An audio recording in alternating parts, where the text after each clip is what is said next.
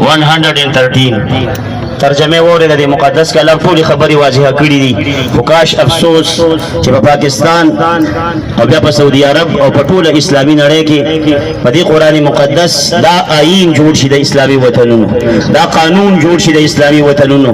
بیا به مخلوق ته د قانونونو جوړولو اختیار نه وي. کله چې د الله قانون راغلی دی د مقدس کلام په شکل کې،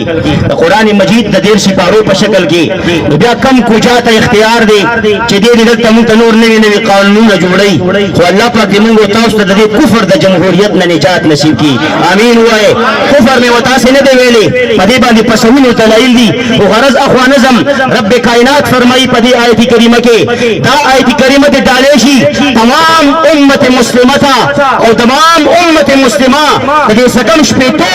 وطنونو د مسلمانانو حکمرانانو ته رب کائنات فیصله کړې ده د داسې حالاتو چې کوم په فلسطین کې جوړ دي، په غزا کې جوړ دي، د داسې مظلوم مسلمانانو د دې په حق کې رب کائنات فرمایلی دي ولا ترکنوا، د دې ظالمانو په باره کې ولا ترکنوا، تاسو مه مایله کېږئ الی الذین هغې کسانو ته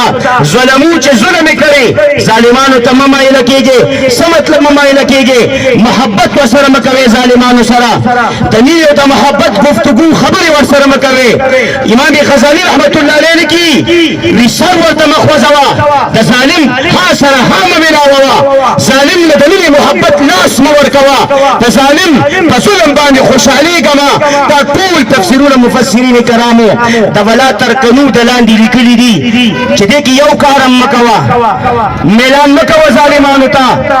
ولا ترکنو الی الذین ظلموا، او کو ظالم ته میلان وکړو، مینه دې وکړه، محبت دې وکړو، امداد دې د ظالم وکړو، هغه مرسته دې وکړه، هغه سره دې شفقت او د همدردۍ اظهار وکړو، سر دې ورته وخوړو په ظلم په کولو باندې، سر دې وخوځاو. فتمسکم النار، د جهنم اور به مسکی، سبب مسکی. کم حکمران چې د اسرائیل مدد کوي، براه راست کوي،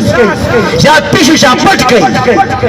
او کم مسلمانان دکانداران تاجران ټول د پښتو نړۍ مسلمانانو ووري، اگر چې پنجابیان اردو والا به پوه نشي، خو چې کم مسلمانان تاجران تاسو د اسرائیل پراډکټس خرڅوي او حیا درکې نشته، ایمان درنه تللی دی، دومره ایمان ستاسو چپړې سره برابر شو ستاسو ایمان مسلمانانو چې تاسو د خپله ګټه د اسرائیل په دغې پلیتو پراډکټس کې ګورئ. تاسو د خپل کاروبار هغه بلندې د اسرائیل په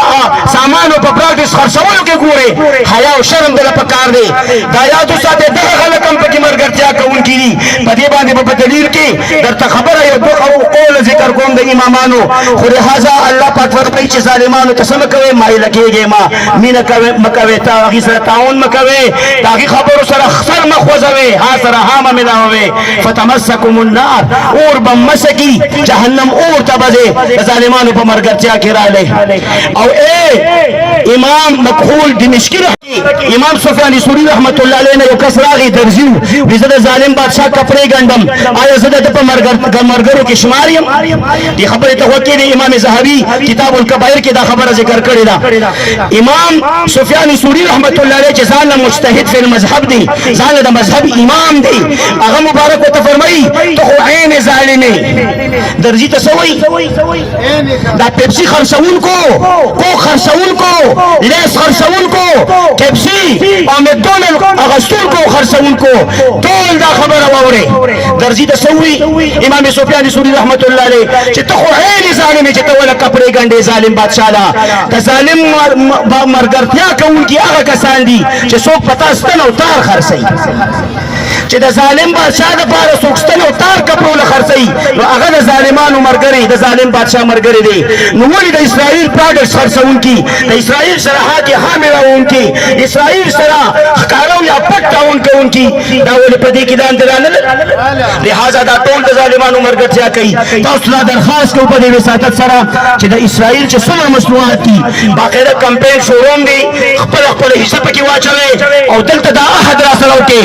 چې کوم دکاندار د اسرائیل اسرائیل پروډکټس نه باندې په جلال آباد بازار کې لاس پر لاس اوس باندې ایمان او د غیرت پته لګي یو مقرر خبره ونکړه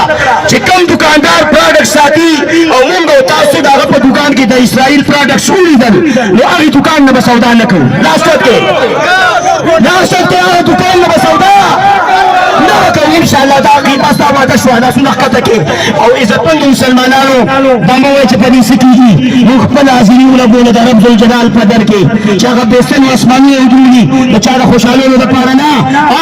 خپل مظلوم مسلمان د خوشالولو د فلسطین لپاره دومره باندې په ټول پاکستان کې جلوسونه دي لا شروع دي سلسله سٹارټه د امریکای غونډې په وطن کې جلوسونه دي په لکونو خلک پکې شرکت کوي نن زمون مسلمان تاسو پارامي چرګان خورلي دي پارامي چرګان خورلو والو تاسو نه لا پارامي چرګان نه جوړ شو ځکه چې یاد وساتئ علماء لیکلي کم سړی کم غوښه او کم خوراک کوي د کم زناور هغه خوینه پکې پیدا کیږي نو لہذا الله تبارک وتعالى اوس کوم دي دکانداران په دکانونو کې ناست مله دی په کم مستحق سبا رسول الله مبارک ته مخامخ کیږي په کم مستحق په سبا دی الله جل جلاله دربار ته مخامخ کیږي الله تبارک وتعالى مو د اسرائیل سره دا حیات جافي او دا مینا محبت د هر مسلمان سره پر ځکه وساته او دا د ایمان حصہ ده محبوب علیه الصلاۃ والسلام فرمایي خپل خبره په حدیث ختمون د فلسطین سره اظهار یکجهتی او د فلسطین د مظلوم او د تمام دنیا مسلمانانو مثال محبوب علیه الصلاۃ والسلام فرمایي المؤمنون كرجل واحد مؤمنان پشان د یو سړي دي ان استکا عینه کچره پسترګه کی تکلیف او درد دي استکا كله په ټول بدن تکلیف او درد دي ان استکا راسه کچره پسر باندې درد او تکلیف د مؤمن مسلمان استکا كله ټول بدن ته درد او تکلیف نن د مسلمان د فلسطین مظلومانو په بدن قطره قطره کېدو ټوکړي ټوکړي کېدو زمون د خويند نه په عزتو زمون زړه درديږي زمون زړه درديږي او جهاد ته تیار یې کنه نن اوس فلسطین ته تیار یې جهاد لپاره اسرائیل سره جهاد لپاره ټول تیار یې دا ټول دا تفصیل واله اول نن پکې زمون کې د جهاد لپاره او دا موږ درخواست کوو پاکستان حکومت ته اسلامي جمهوریت پاکستان مشرانو ته چې زمون موږ لار راکې موږ اسباب برابر کې چې موږ لار شو او دا یو ژوند کې د شي زرګونه ژوندونو ساګانی دا به موږ د خپل خويندو میندو او د اسلام د سربلندې او د مسجد اقصا د قبله اول د بچاو د حفاظت او د آزادۍ لپاره د قرباني ورکو ان شاء الله یو څو لارو جواب را لراکې